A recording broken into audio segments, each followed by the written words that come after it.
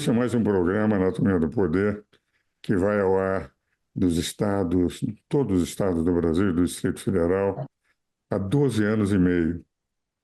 E hoje temos como convidado para discutir exatamente um aspecto importantíssimo da evolução do Brasil, que é o iminente jovem deputado Lucas Boff, um verdadeiro defensor da educação e projetos de educação, tem sido estabilizado na Assembleia Legislativa por essa luta pela educação no Brasil e principalmente em São Paulo, onde atua como deputado estadual. E é com Lucas Boff, um jovem advogado, um jovem deputado, um jovem empresário bem-sucedido, que nós vamos falar hoje no nosso programa.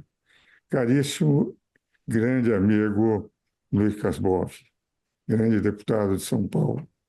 Eu gostaria que falasse um pouco para os nossos telespectadores sobre os projetos de educação já apresentados e a sua luta pela educação no estado de São Paulo. Professor Ives, meu amigo Ives, boa tarde, é um prazer novamente falar com o senhor. Estou muito feliz de estar novamente aqui no Anatomia do Poder, conversando com essa audiência extremamente qualificada da Rede Vida, para falar de um assunto tão sério, né, professor? É algo que une a todos nós que pensamos num futuro melhor para o Brasil, é a pauta da educação.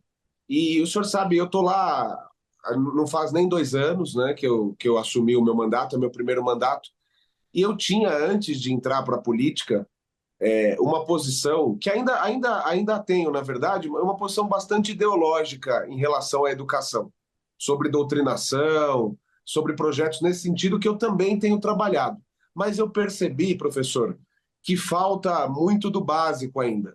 A gente precisa olhar primeiro para o que está faltando de mais importante, que é preponderante. Eu sempre dou o exemplo do banheiro. Existe uma discussão acerca do uso do banheiro neutro, de transgêneros usarem banheiros de homem e mulher, que para mim é um absurdo completo.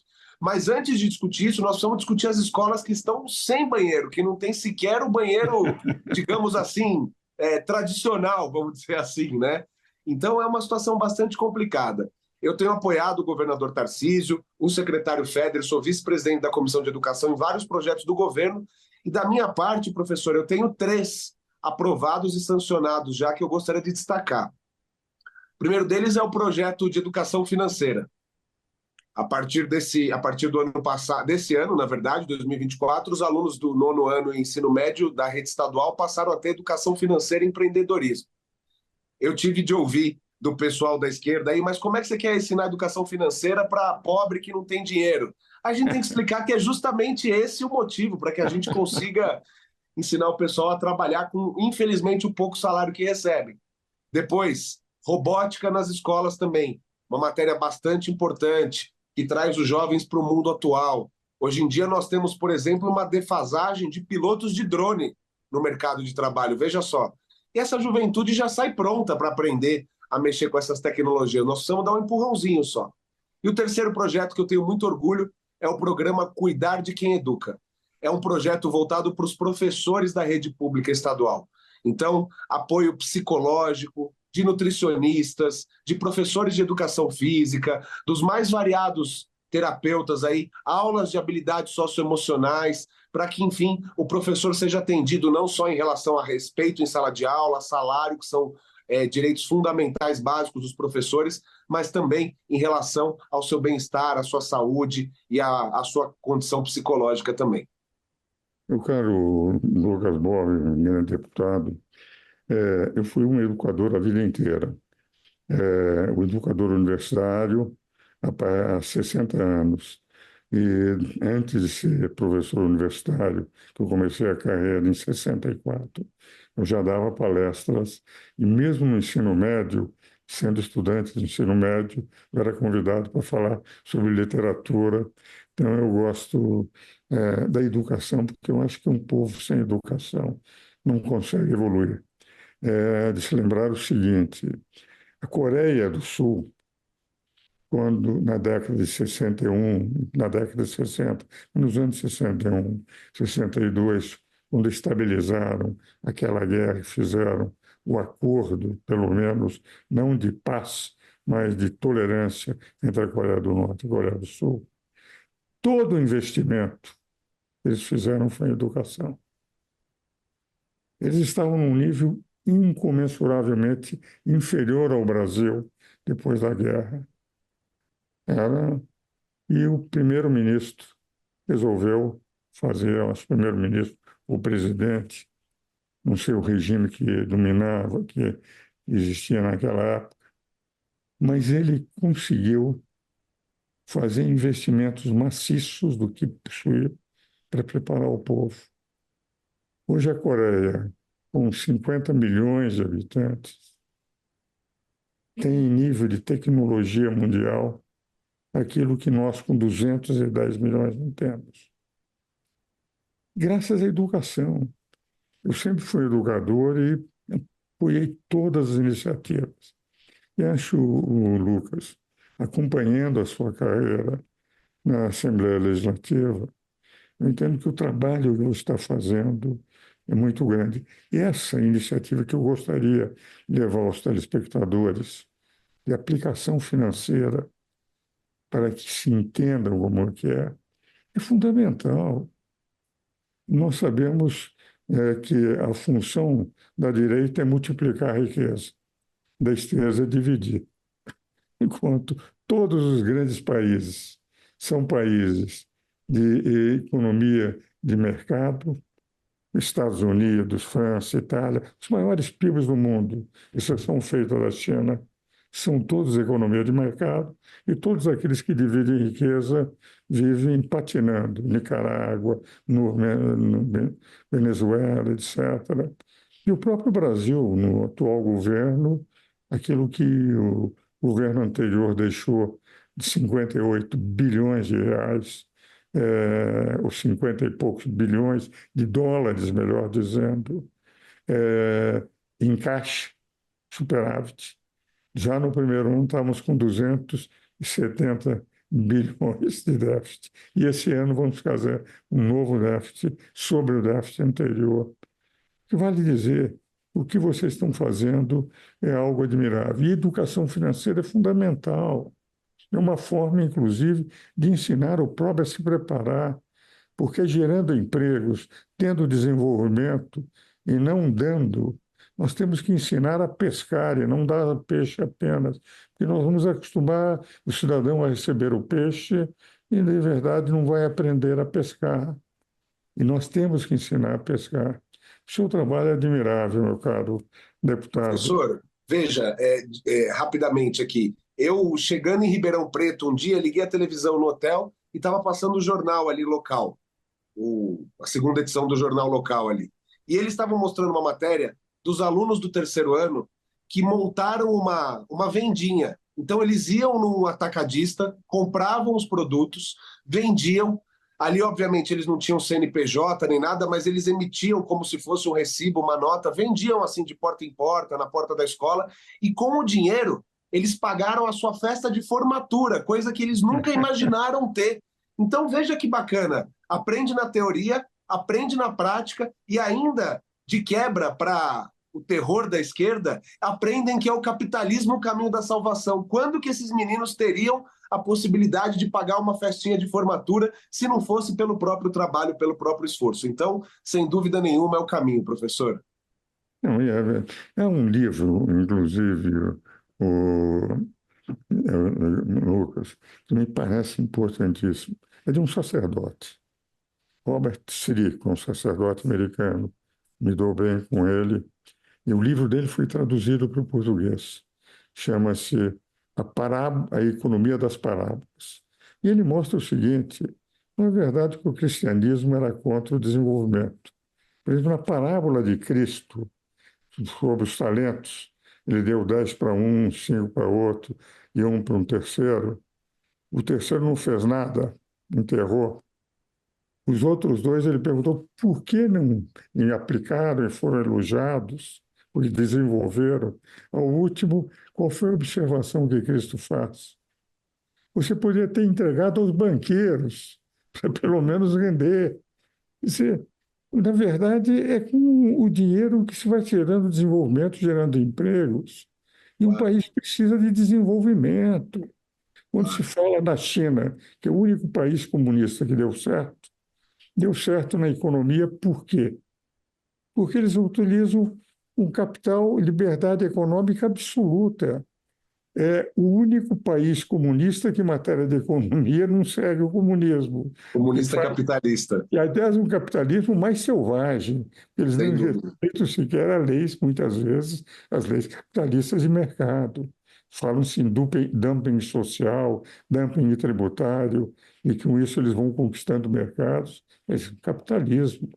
A Sem dúvida educação eu alguma. considero algo extremamente importante, e essa ideia de ensinar nas escolas o que é a economia, aplicações financeiras, os jovens que estão ainda no ensino médio, isso eu acho importantíssimo. Importantíssimo. E temos vários programas interessantes aqui. Aí eu fui relator de alguns projetos, como, por exemplo, Prontos para o Mundo, que leva os alunos mais bem qualificados para fazer um intercâmbio em outros países. São programas de bolsa para alunos. Nós aumentamos em 60% a carga horária de português, 70% a carga horária de matemática. Estamos fazendo os PPPs na questão da infraestrutura das escolas. Então, sem dúvida, o Estado de São Paulo está direcionado para esse caminho, professor. Falta muito ainda, falta muito, muito, muito. Mas acredito que estejamos aí com o rumo certo agora, pelo Não há menos. dúvida. Vamos agora aos nossos comerciais e voltamos a conversar sobre educação. Damos continuidade ao programa Anatomia do Poder, hoje entrevistando um queridíssimo amigo, um grande deputado, jovem deputado, uma carreira brilhantíssima pela frente e onde nós devemos confiar para o futuro, porque tenho convicção de que com essas ideias, as ideias semelhantes àquilo que aconteceu na Coreia do Sul no início da década de 60, ele quer fazer, levar isso para frente, educação em todos os níveis. Mas antes de continuarmos o programa, eu quero dizer que eu sempre ofereço um livro. Esse saiu na semana passada e chama-se Imunidades das Organizações Religiosas.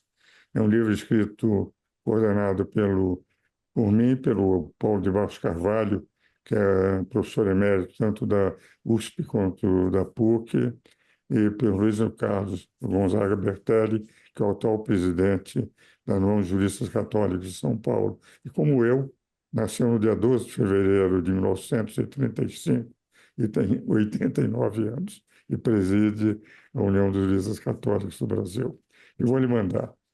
Mas eu vou agora colocar nesse segundo bloco uma questão que eu sempre considerei importante e que, estranhamente, em São Paulo, o Tribunal de Justiça suspendeu, que são as escolas cívico-militares.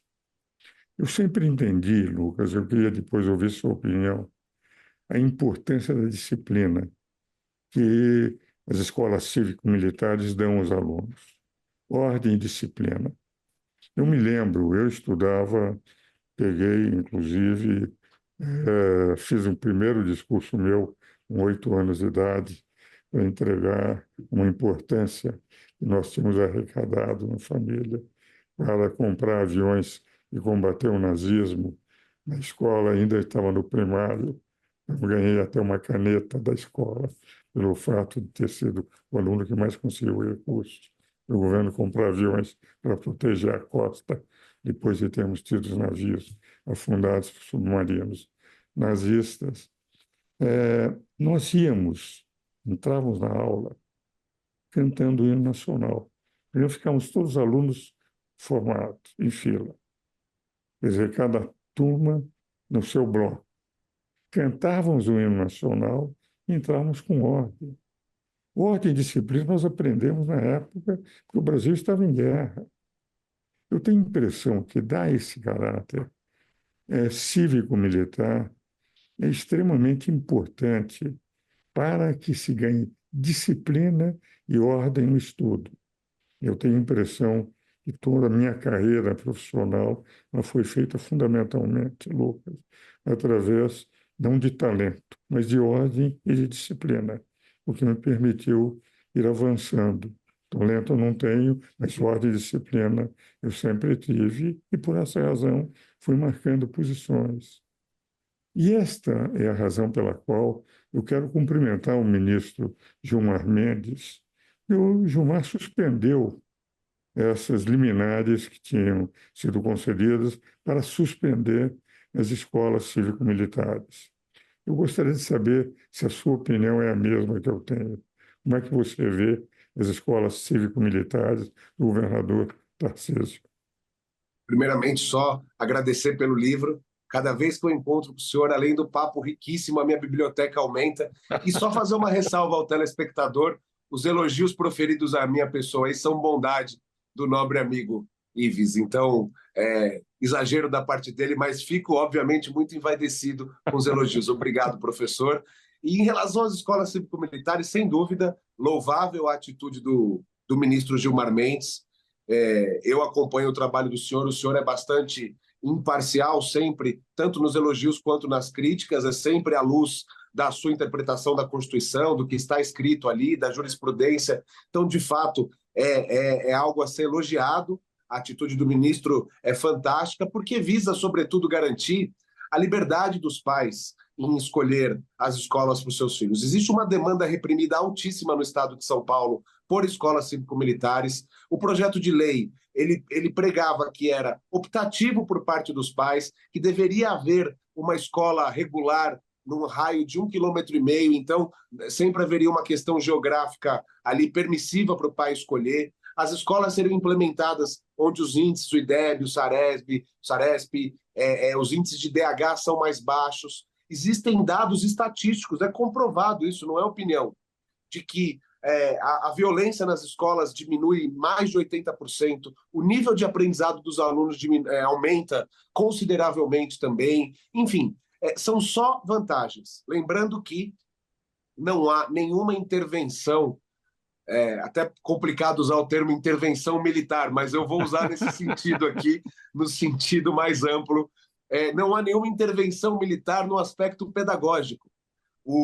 Eles trabalham as matérias de contraturno e fazem ali a parte de segurança, de gestão. Existe um diretor pedagógico que é mantido, é o mesmo de hoje em dia. Enfim, atitude louvável do ministro, mas infelizmente, com essa procrastinação, com essa obstrução da esquerda, nós não vamos ter tempo hábil de implementar o projeto em 2025. O governo Tarcísio vai se preparar para, em 2026, tardiamente implementar. E é de suma importância, professor. Ainda que não tenhamos as escolas cívico-militares, eu tenho alguns projetos nesse sentido. O hino nacional voltar a ser cantado pelo menos uma vez por semana. Veja que, para desburocratizar e não trazer nenhuma dificuldade operacional, no meu projeto eu até tirei a obrigatoriedade do hasteamento da bandeira. Para não dizerem que faltou mastro, faltou bandeira, enfileirar as crianças e cantar o hino, acho que qualquer escola consegue fazer.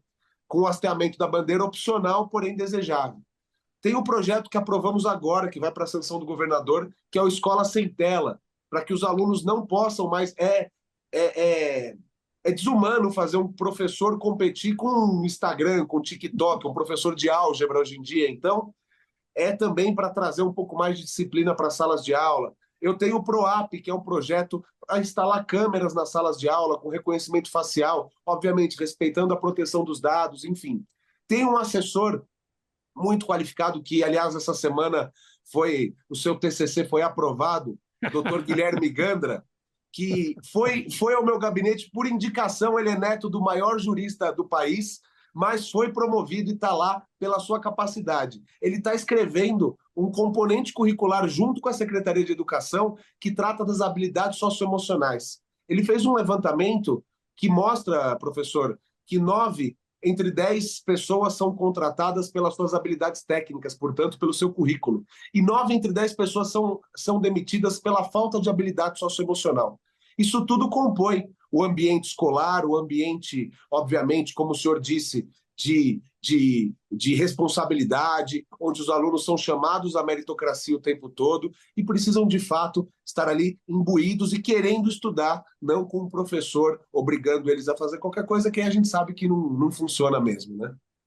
E, aliás, eu fico satisfeito que meu neto esteja trabalhando com você, Lucas. porque, indiscutivelmente, ele tem uma grande admiração. Acho que ele cresceu muito, ele está terminando agora a Faculdade de Direito na Universidade de Mackenzie, e realmente ontem nós tivemos a defesa dele, e ele ganhou um grau de excelência, e estávamos entre a banca, eu quis ser o último a falar, e fui mais duro com ele, mais duro, Imagino, imagino. mais duro, porque, como era meu neto, eu fiz questão de que não houvesse. E ele teve o secretário Rubens Rizek, foi secretário do Meio Ambiente no Sim, governo Dória e foi secretário de Estado do governo do Bruno Covas e depois do Ricardo Nunes. E o Ricardo, que foi orientador dele, um professor excelente do Mackenzie, mas ele é também dedicado à educação e está felicíssimo de trabalhar.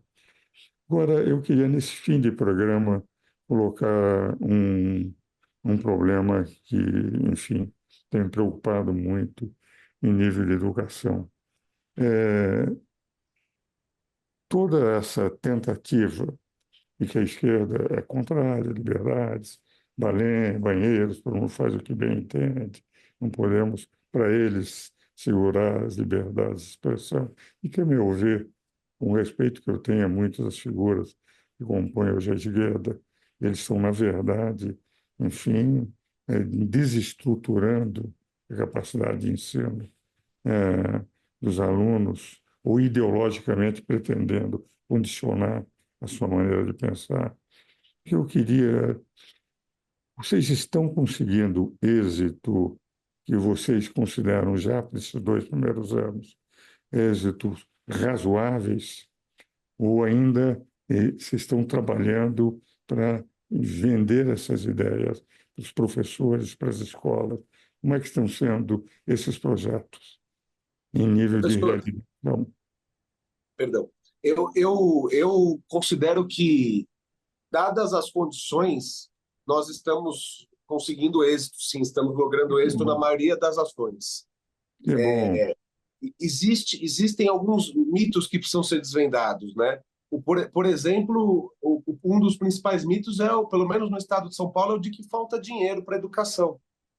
Isso é uma grande mentira. Não, não há falta de dinheiro para a educação. O que há é, de fato, falta do investimento correto. Veja, por exemplo, e aí eu tento sempre ir para questões mais práticas, professor, porque, de fato, essas questões ideológicas, elas são importantes, mas uma vez que o professor se sente num ambiente menos inóspito e tudo mais, ele fica mais aberto, ele fica menos revoltado. Então, veja só, nós temos agora uma parceria, uma PPP para infraestrutura de escolas. Imagine o senhor que antes um diretor de uma escola, e nós não estamos falando aqui do Dante Alighieri, que fica aqui numa região central, eu estou falando de uma escola de periferia, com problemas, com violência, com uma comunidade complexa no entorno. O diretor da escola era responsável por cuidar da troca da lâmpada, da goteira, de um problema que tinha dado no assoalho ou algo assim. Então a gente tem feito de tudo para trazer o professor para esse lado de entender que ele estando num ambiente melhor, ele estando num ambiente onde a iniciativa privada vem para ajudar, ele vai ter uma condição melhor. Do ponto de vista técnico também, por exemplo, os professores e diretores recebiam um bônus de um salário mínimo no fim do ano. Era assim, era de praxe já. Fim do ano recebia um bônus. Nós mudamos agora. São até 10 salários de bônus que o professor pode receber, e aí ele vem Beleza. dividido no salário do ano que vem. Porém, está totalmente conectado ao desempenho dos alunos de português, matemática, de Que redação, do prova. beleza, Então, que o que nós beleza. estamos fazendo, professor? Nós estamos colocando os professores e diretores para cumprir metas. E as metas quem Claro. estabelece somos nós. Portanto, eu acho que essa é a maneira mais tranquila de você colocar o professor nessa linha. E temos feito trabalho, sim. Aí são trabalhos até de bastidores, de palestras junto aos professores ou aqueles que escrevem os materiais didáticos do Estado de São Paulo, para, por exemplo, mostrar a realidade do agronegócio, que é tão criticado até nos nossos materiais escolares. Muito bom. Meu caro Lucas, o tempo é um inimigo quando tem um palestrante como um amigo, um entrevistado como um amigo. Estamos encerrando agora o nosso programa. Quero agradecer muito ao deputado Lucas Boa e desejar tê-los novamente, meus caros telespectadores, no próximo domingo.